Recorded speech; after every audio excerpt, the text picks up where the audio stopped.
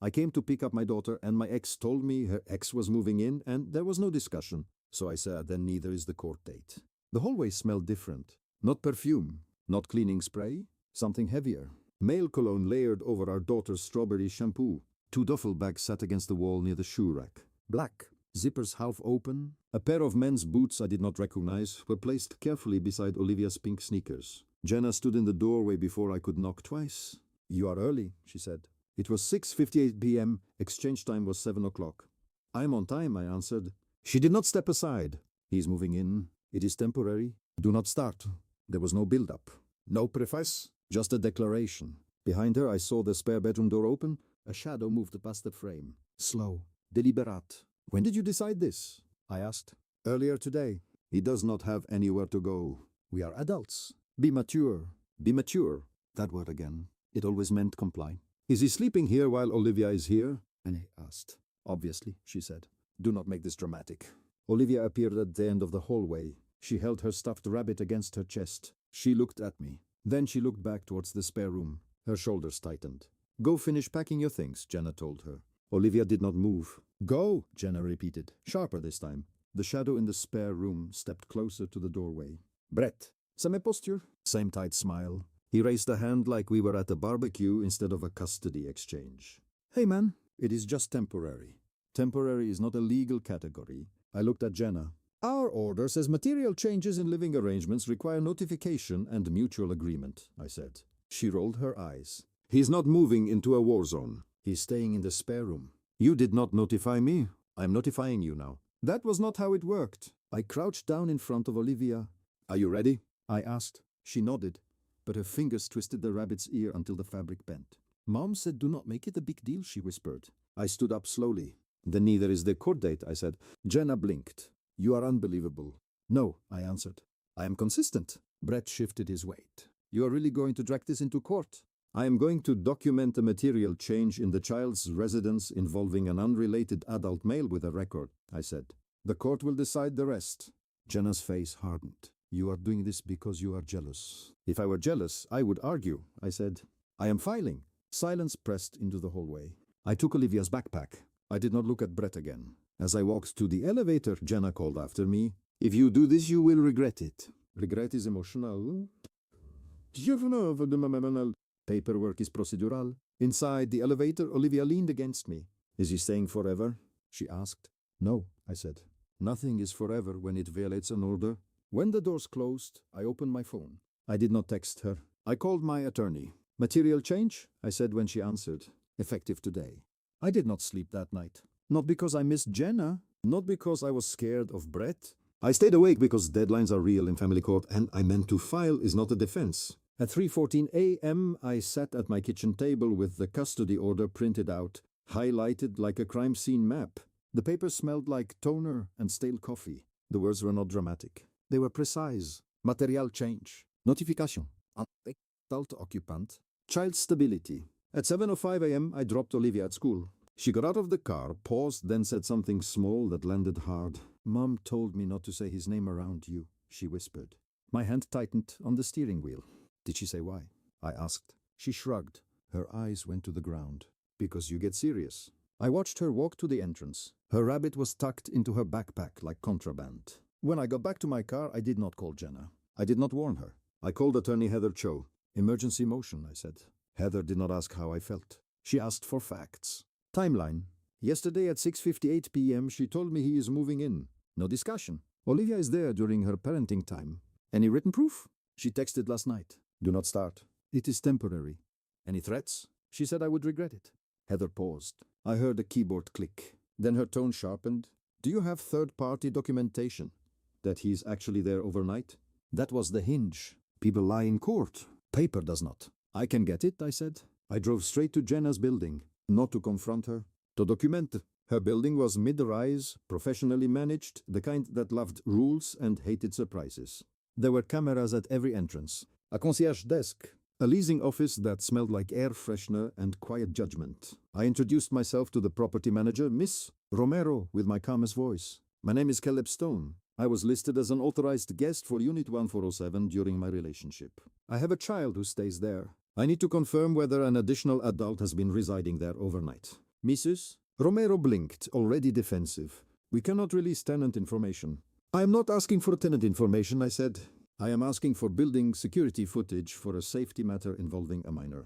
I can provide the custody order and my identification. I will also submit a formal request through counsel. I slid the papers across the counter. The order, my driver's license, a photo of Olivia. Her posture changed when she saw the word minor. We don't provide footage to individuals, she said, softer now. But we will preserve footage if we receive a request from an attorney or law enforcement. Preserve it, I said. From yesterday at 6 p.m. to 11 p.m. and again overnight from 11 p.m. to 7 a.m. cameras at the main entrance and the elevator bank. Mrs. Romero hesitated. Then she nodded once. I will flag it. What is the reason you are requesting preservation? Unapproved adult occupant in a unit where a child sleeps, I said. I am filing an emergency motion. She did not ask who. She did not ask why. She asked the only question that mattered. Was your name on the lease? It was, I said. It is not now. Her eyes narrowed, like she could smell conflict even through laminate countertops. We have had issues with that unit recently, she said carefully. Noise complaints? Smoking on the balcony. It started this week. This week, my jaw tightened. I would like a written note stating the building is preserving footage and documenting complaints, I said. We can provide an incident log for the unit, she said, to the tenant or to counsel with proper authorization. Heather would handle the authorization. My job was to ensure the data existed when the lie started. I left the leasing office and sat in my car. I did not feel triumphant. I felt focused. I called Heather again. They will preserve footage, I said. They also mentioned new noise complaints and balcony smoking. Heather exhaled once. Not relief. Approval. Good, she said. We will subpoena footage if necessary. In the emergency filing, we will reference building surveillance as potential corroboration of overnight occupancy. What about psychological evaluation? I asked. That comes after the emergency order, she said. But we can concede it now. We will request a temporary order restricting unrelated adult overnight guests and ask the court to appoint a guardian ad litem. Cede it now. I like that phrasing. Controlled. Surgical. By noon, Heather had drafted the emergency motion. The language was cold, almost boring, which is exactly how you win. Not I feel unsafe. No, I am uncomfortable. Instead, material change. In child residence without notice. Unrelated adult overnight presence. Child instructed to conceal information. Potential safety risk pending background review. Request for temporary modification and restrictions. Request for guardian ad litem. And home study. I signed the declaration with the same hand I used to sign invoices at work. Steady, unromantic. At 2:41 p.m. the motion was filed. At 4:10 p.m. Jenna texted, "Why are you dragging my landlord into this?" So she knew. She did not ask about Olivia. She asked about control. I stared at the screen until it dimmed. Then I typed one sentence. You changed Olivia's home without notice. I am documenting it. I did not add punctuation. Punctuation invites conversation. Her reply came fast. You are weaponizing the court because your ego is bruised. I did not respond.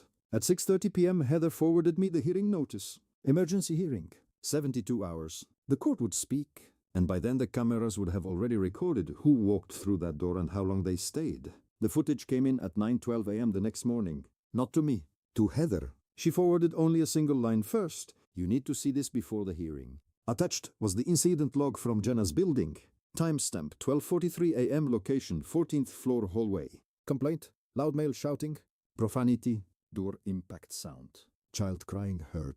My stomach did not drop. It locked. Below the written complaint was a notation from on-site security.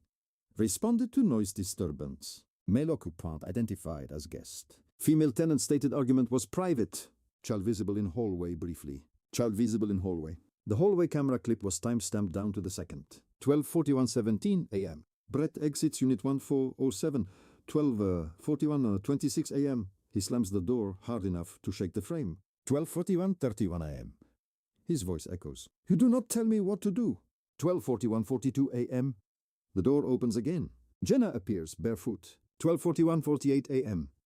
A small figure stands behind her. Olivia. She steps halfway into the hall. Brett turns back toward the door. Security arrives at 12:43:09. The audio is not cinematic. It is worse. It is flat. Echoed. Real. Sir, we have had complaints, the guard says. Brett's voice is louder than necessary. Defensive. Sharp. Mind your business. Jenna cuts in. It is fine. We are fine. Security writes the incident number down on a tablet. At 12:44:32 The door closes again. Olivia is the last thing visible before the frame freezes. I watched the clip twice, not because I needed to, because I wanted to feel exactly how angry I was before walking into court. Heather called at 9:26 a.m. "This is sufficient for immediate restriction," she said. "We will present the incident log and request temporary physical custody pending evaluation." "Do we subpoena the security guard?" I asked. "Yes," she said. "He is listed by name in the report. He is neutral." "That helps." The hearing was set for 1:30 p.m. Jenna texted at 10:02 a.m. "Why is building security asking me questions?" I did not respond. At 11:15 a.m., another message. "This is harassment." Harassment is when someone follows you. Documentation is when someone records you. I left work early. The courthouse was grey concrete and fluorescent light. It smelled like paper and cold air. Family court does not look dramatic. It looks tired. Jenna was already there when I arrived. Brett stood beside her. He did not look defiant now. He looked irritated, like this was inconvenient. Jenna's jaw was tight. She wore a navy blazer she used for corporate events. She wanted to look composed. "You subpoenaed my building," she hissed. "I requested preservation of footage," I said. "You are trying to destroy my life." "No," I answered. "I am preventing instability in my daughter's life." Brett stepped closer. "You're exaggerating," he said. "It was one argument." At 12:43 a.m. I replied, with my daughter present. His silence lasted half a second too long. We were called in. Judge Holloway did not smile. Emergency hearings move fast. There is no theater. Only compression. Heather stood. Calm. "Structured. Your Honor, we are requesting temporary modification due to a material change in the child's residence. An unrelated adult male with documented disturbances is now residing overnight without notice to the co-parent. Additionally, the child was instructed to conceal information, and there has been a verified noise incident involving raised male voices at 12:43 a.m. with the child present." She handed over the incident log. The courtroom was quiet enough to hear paper move. Jenna's attorney rose. "This is an isolated disagreement. The father is weaponizing normal adult conflict." Judge Holloway did not look up. At 12:43 a.m., the judge asked. Jenna spoke before her attorney could stop her. "It was not like that." The judge's eyes lifted slowly, then explained what it was like. Jenna hesitated. Brett shifted in his seat. "It was a misunderstanding," Jenna said. "He was stressed." "And the child?" The judge asked. "She was asleep." Heather spoke without raising her voice. "The incident report states the child was visible in the hallway during the altercation." Judge Holloway read silently for several seconds. Then, "Was the child instructed not to inform the other parent of the new adult occupant?" Jenna's lips parted. "That is not relevant," her attorney said. "It is directly relevant," the judge replied. The air shifted. Judge Holloway looked at Brett. "Sir, do you have any history of alcohol-related offenses?" Brett's jaw tightened. "That was years ago." "That was not my question," the judge said. "Yes," Brett answered. Silence again. "Family court does not punish drama. It corrects risk." Judge Holloway leaned back slightly. "Temporary order," she said. "Effective immediately. The minor child will reside primarily with the father pending full evaluation. The mother's parenting time is restricted. No unrelated adult overnight presence during visitation. Guardian ad litem appointed. Home study ordered." The gavel did not slam. It clicked. Jenna's face drained of color. Brett leaned back as if someone had pulled a chair out from under him. I did not smile. I did not feel victorious. I felt alignment. As we exited the courtroom, Jenna grabbed my arm. "You actually did this," she said, voice low. I looked at her hand until she let go. "You said there was no discussion," I replied. "Now there is a record." Behind her, Brett walked down the hallway alone. He did not wait for her. Psychological evaluations are not dramatic. There are no shouting matches, no cross-examinations. There is a clipboard, a neutral tone, and long silences that expose more than accusations ever could. "Doctor." Garrett scheduled my session first. Her office was minimal. Grey walls, 2 chairs facing each other, a shelf of clean textbooks arranged with almost surgical precision. She did not ask how angry I was. She asked, "Describe your co-parenting dynamic in 3 words. Structured, predictable, previously functional," I said. She wrote something down. "When did it change?" "When unilateral decisions replaced communication," I answered. "Be specific." "An unrelated adult male moved into my daughter's residence without prior notice. My daughter was instructed not to inform me. There was a documented altercation at 12:43 a.m. She nodded once.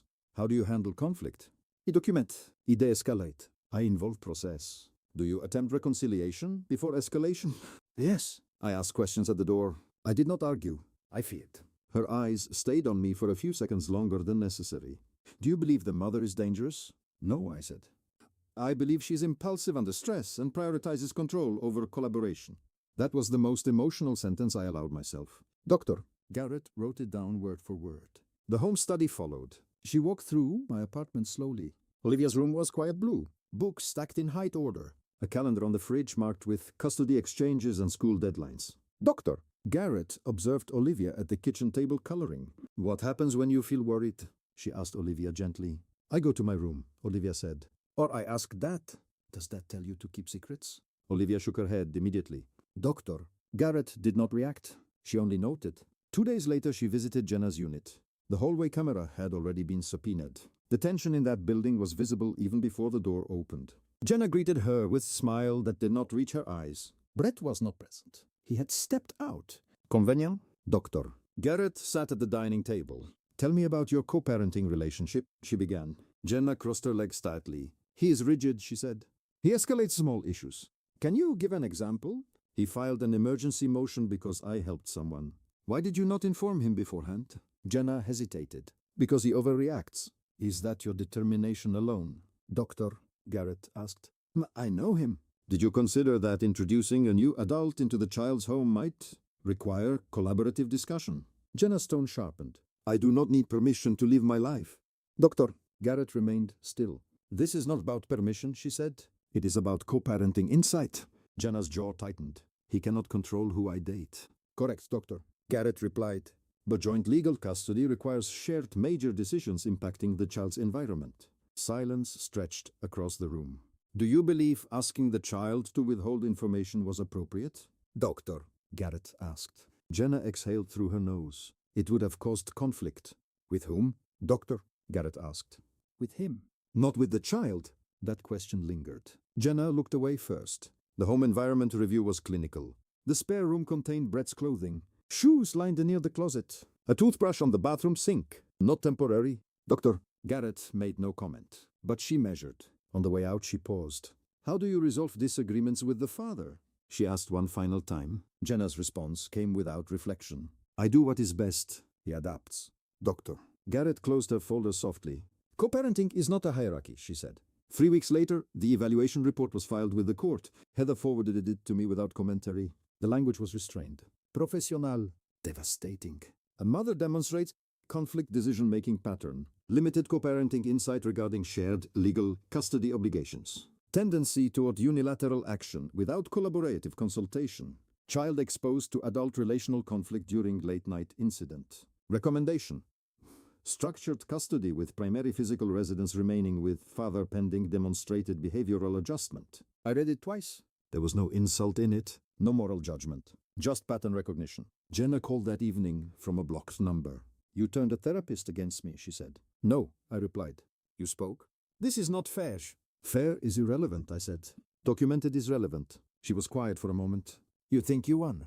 I think Olivia sleeps through the night, I answered. When the call ended, I looked at the calendar on my wall. The final review hearing was 2 weeks away, and for the first time since that hallway confrontation, I felt something colder than anger. I felt inevitability. Final review hearings do not last long. By the time you reach them, the story has already been written in reports, logs, and patterns. The courtroom was quieter than before. Jenna did not stand close to Brett this time. Brett was not even inside. He waited in the hallway. That told me everything. Judge Holloway had the full file in front of her. Incident log. Camera timestamps. Guardian ad litem notes. Doctor. Garrett. Evaluation. Temporary compliance records. Paper does not get emotional. It accumulates. Heather spoke first. Your Honor, since the temporary order, the child has remained stable in the father's residence. School attendance consistent. No additional behavioral concerns. The mother has complied with restricted visitation but has not demonstrated meaningful co-parenting insight in sessions. The judge nodded once. Jenna's attorney stood.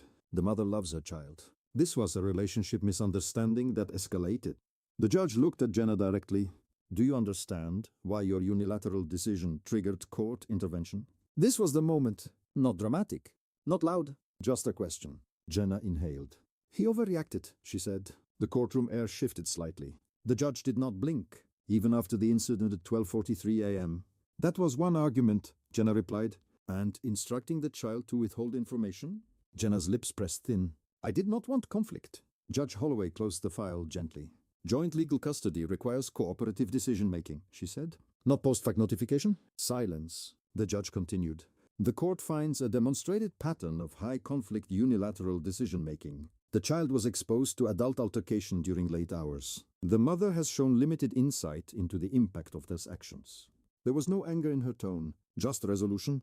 Effective immediately, she said. The father is awarded permanent primary physical custody.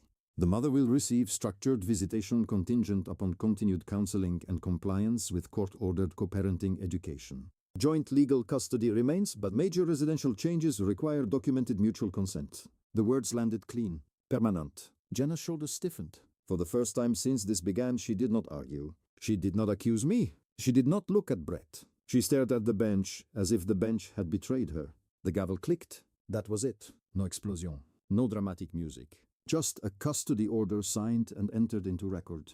Outside the courtroom, Jenna approached slowly.